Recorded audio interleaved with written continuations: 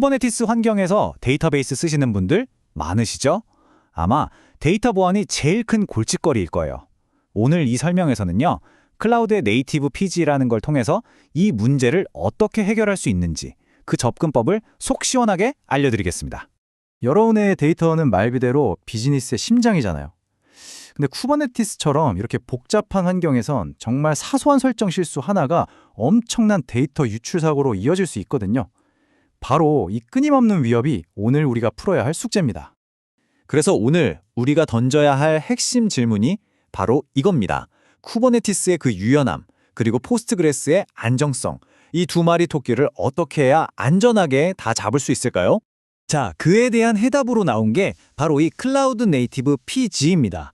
이 도구는요, 보안을 나중에 덧붙이는 기능이 아니에요. 아예 설계 단계부터 뼛속까지 보안을 염두에 두고 만들었다는 거죠. 그래서 쿠버네티스가 가진 보안 기능들이랑 정말 한 몸처럼 착 달라붙어서 작동합니다. 좋습니다. 그럼 이제 본격적으로 한번 파고 들어볼 텐데요. 우리가 길을 잃지 않게 도와줄 지도가 있어요. 바로 4C 보안 모델입니다. 이 프레임워크를 따라서 보안의 각 계층을 차근차근 살펴볼 겁니다. 보안은 이렇게 4개의 층으로 이루어져 있습니다. 마치 양파 껍질 벗기듯이 가장 안쪽 코드 계층부터 시작해서 바깥으로 한 겹 한 겹씩 살펴보면서 각 단계가 우리 데이터를 어떻게 지켜주는지 확인해 보겠습니다. 자, 그럼 첫 2개 층으로 한번 들어가 볼까요? 진짜 제대로 된 보안은요, 앱이 배포되기 훨씬 전부터 바로 이 단계에서부터 시작된다는 걸 꼭 기억해 주세요. 여기서 핵심 키워드는 바로 자동화입니다. 클라우드 네이티브 PG는 개발 파이프라인 안에서부터 고색, 고드QL, 스낵 같은 도구들을 돌려서 자동으로 취약점을 싹 다 잡아내요. 그러니까 애초에 문제가 될 만한 코드는 배포되기 전에 그 싹을 잘라버리는 거예요. 코드를 통과하면 이제 컨테이너 차례죠. 여기서는 매일 이미지를 새로 만들어서 최신 보안 패치를 적용하고 또 계속해서 취약점이 있는지 스캔을 돌립니다. 그리고 무엇보다 중요한 최소 권한 원칙. 이게 정말 중요한데 컨테이너한테 딱 필요한 최소한의 권한만 주는 거예요. 괜히 이것저것 할 수 있게 열어줘서 공격에 빌미를 주지 않는 거죠. 자, 이제 클러스터라는 우리만의 요새를 어떻게 지킬지 볼 시간입니다. 여기서는 클라우드 네이티브 PG가 쿠버네티스 자체의 강력한 보안 기능들을 얼마나 영리하게 활용하는지 보실 수 있을 겁니다. 클러스터 보안의 심장은 바로 이 RBAC, 역할 기반 접근 제어입니다.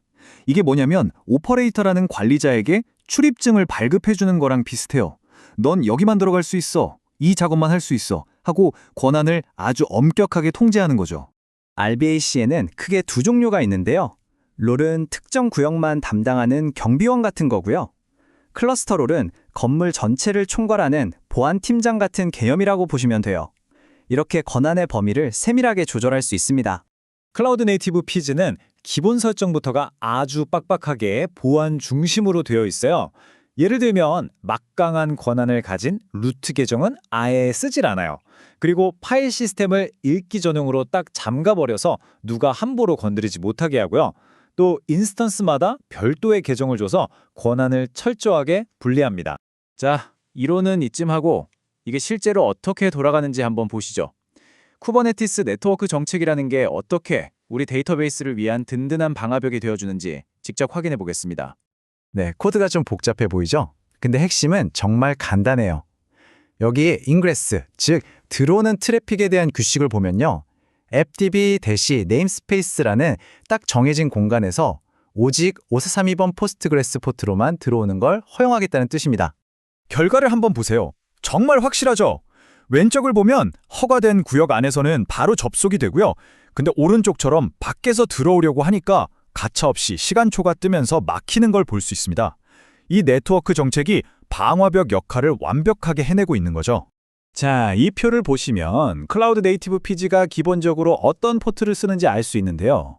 여기서 우리가 눈여겨봐야 할 건 바로 이 TLS 항목이에요. 데이터가 오고 갈 때 암호화를 하느냐 마느냐, 이게 보안에서는 엄청 중요하거든요. 보시다시피 중요한 통신은 기본적으로 TLS가 적용되어 있습니다. 자, 이제 양파의 가장 중심부, 데이터 그 자체를 지키는 단계까지 왔습니다. 여기서는 인증과 데이터 암호화, 이 두 가지를 집중적으로 다뤄볼게요. 클라우드 네이티브 PG가 인증이랑 연결 보안을 정말 똑똑하게 처리해줘요. 복잡한 비밀번호도 알아서 만들어주고 SCRAM-SH256 같은 강력한 암호화 방식을 기본으로 씁니다. 노드끼리 데이터를 복제할 때도 전부 TLS로 암호화하고요. 심지어 까다로운 인증 규칙까지도 야매 파일에서 간단하게 설정할 수 있습니다. 그럼 하드디스크에 저장된 데이터의 암호화는 어떨까요? 여기서 클라우드 네이티브 PG가 아주 영리한 방법을 쓰는데 이 힘든 일을 자기가 직접 안 하고 스토리지 전문가한테 맡겨버리는 거예요.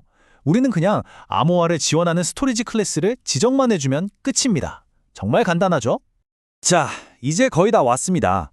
마지막으로 무슨 일이 일어나는지 전부 들여다볼 수 있게 해주는 로깅의 중요성을 짚어보고 오늘 살펴본 이 계층적 보안 접근법의 핵심을 다시 한번 정리해 보겠습니다. 클라우드 네이티브는 모든 로그를 구조화된 제이슨 형식으로 뱉어냅니다. 이게 왜 중요하냐면요.